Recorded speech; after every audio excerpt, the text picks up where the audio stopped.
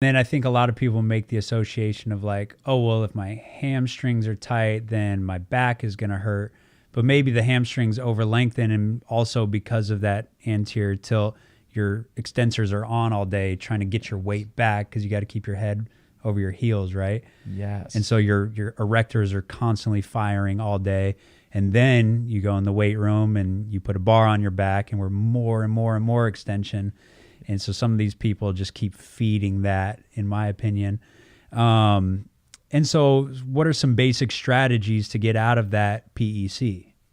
I think the most important thing is to recognize when we're in this forward pelvic orientation, our breathing strategy is going to be thrown off, along with our variability to find different joint orientations. So, for example, if I had my pelvis forward on both sides, you made a really good point right there about how when we're forward, the pelvis is forward. So our upper body's like, man, I'm falling really far forward. I need to extend my back even more so I can have that neutral line going down my head into my midfoot, because the body just wants to seek balance. So when that happens, your ribs are probably going to flare and you're going to start breathing through your belly.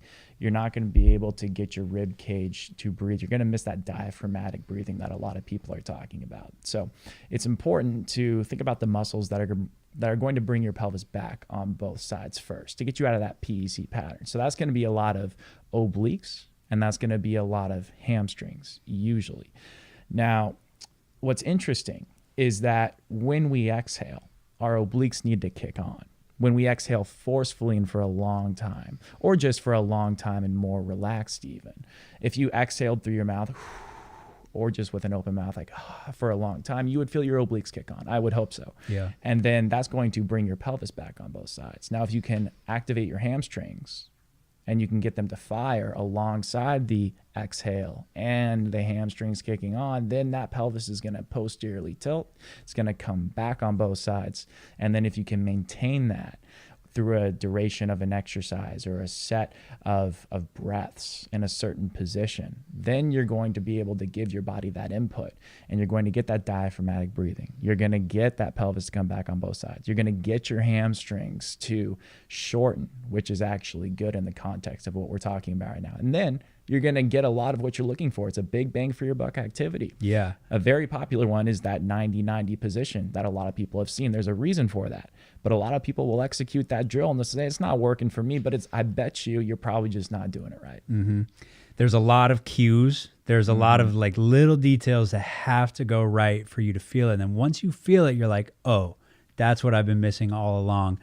I asked you a question a few weeks ago on that. I was like, look, if I'm in that 90-90 position and I'm trying to get my obliques, should I do a forceful exhale? Because I feel my obliques more when I do a forceful exhale. And you're like, no, we don't want this to be fight or flight. Like, we don't want this to be sympathetic driven, because then your body's not going to want to get into that position.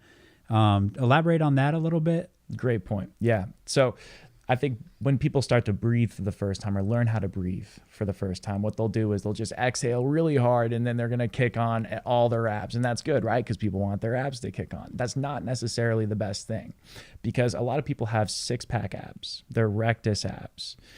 Those abs are usually trying to take over for a lack of function within the obliques. So your six-pack does have a small minor role in exhalation, but if it's doing everything for your exhalation, then your obliques are not going to kick on when they need to kick on. They're going to be in a disadvantaged state.